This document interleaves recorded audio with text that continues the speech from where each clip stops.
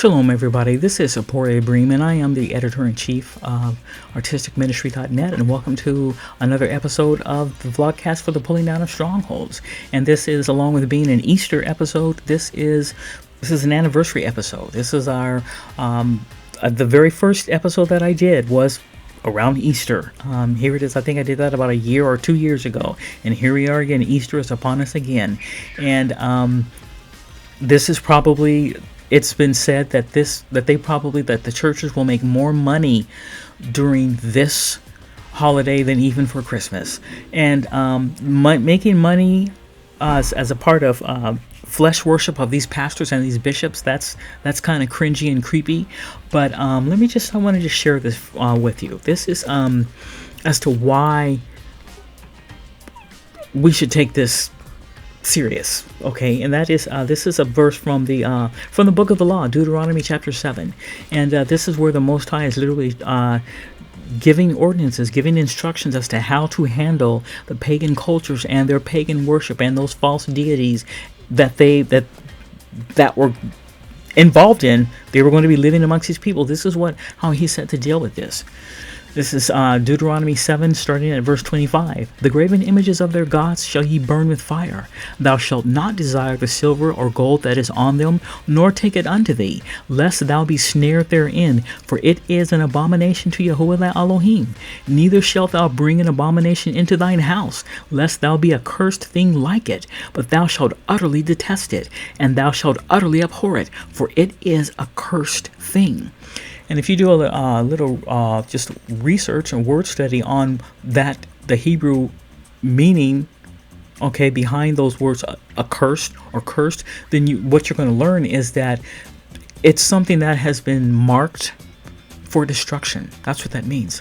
And so he's saying, if you do this, you're going to end up being marked for destruction, because we know that those pagan images are representing a lot of times fallen angels.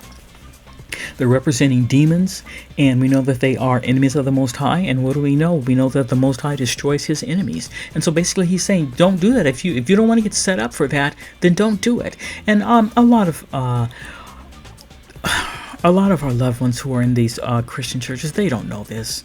They are not encouraged to do a lot of studying, a lot of research, so they don't know these things.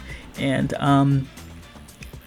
I think that we have an obligation, because as we know that as believers in the Messiah, speaking specifically just for myself, my testimony, my respect, my just gratitude for what he's done, I know that he does not want to destroy his people that are trapped in there, and he knows the ones who he has marked, who are his elect, who are in those churches, who don't even know that what they're doing is wrong.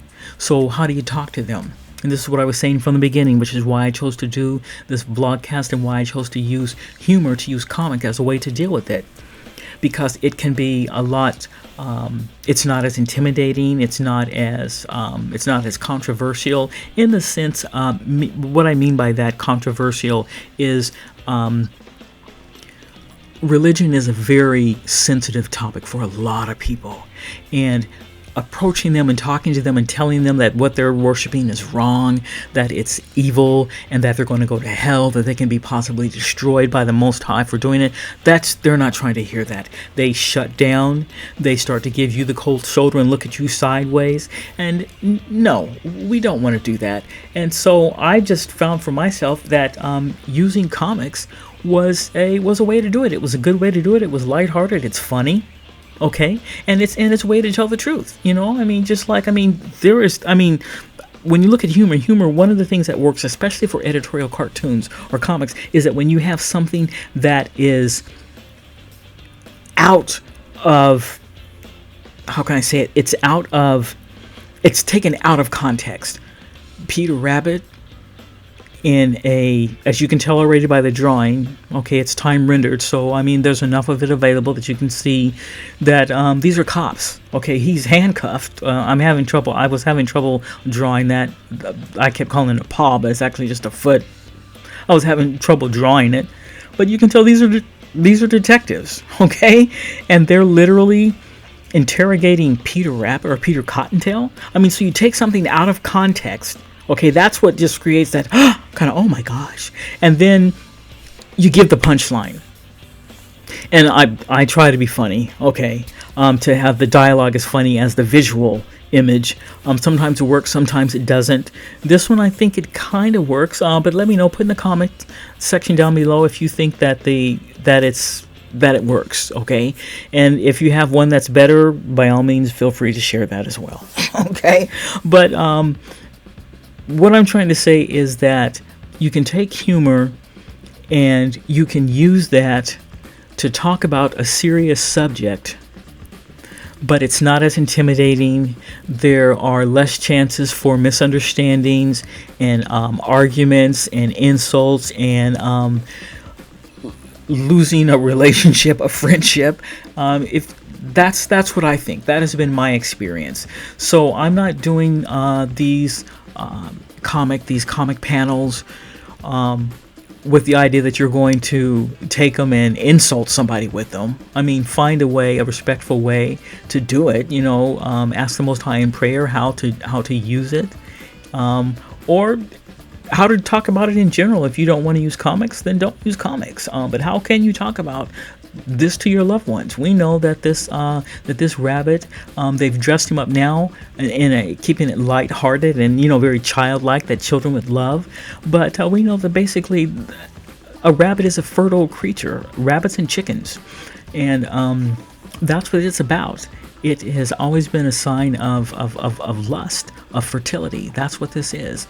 Okay, this is the image, the final image, but this is what's going to be made available on the online store, and it won't have the watermark, the one that you purchased. But yeah, here it is. We believe in the Easter Bunny. Okay, I had to take a picture of it. I saw it, I had to take a picture. And here's another. Hippity hoppity, Easter's on its way. Because that's from that song, if you've, I think Gene Autry sang it.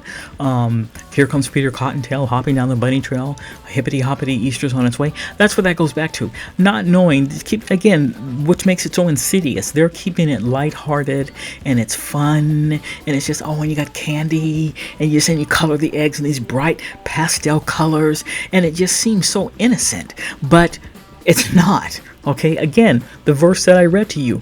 Bringing those things into your home, things that are cursed, meaning they are marked for destruction, bringing them in your home, it's basically what you're doing is you're opening your door to devils.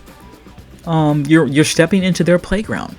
You're stepping into their sandbox. And as the saying goes, my sandbox, my rules. And this isn't the first time I've said this, and this is probably not going to be the first time you've heard this. But a lot of these holidays, during these holidays, there is a rise in drunk driving. There is a rise in domestic violence. There is a rise in car fatalities. There's just a rise in a lot of those negative activities that happen in our culture around a lot of these holidays, and Easter is one of them. So yeah, trying to find a way to deal with these strongholds, these strong grips that are ensnaring loved ones, families, friends, neighbors. Why not? Okay, so yeah, this is the first one. I called it The Trouble with Christians, and as you can see, it says it's trending. A whopping 11 people looked at it. Okay, I'm on a roll. Okay, I'm on a roll. But I mean, I get it. I mean, with the gang-stalking and just the way the algorithm that's monitoring the site and just everything that's connected to it. I know that it's never going to be like a hot topic where I'm getting thousands upon thousands of people watching them, and that's really not what it's about. If those 11 people are able to come away with something that they can talk about as a way of shedding light on the pagan origins of these holidays, then I did what I intended to do. So yeah, so going over to the website, they're under the Vlogcast postcards, and check them out. Okay. There's one other thing I think you should know.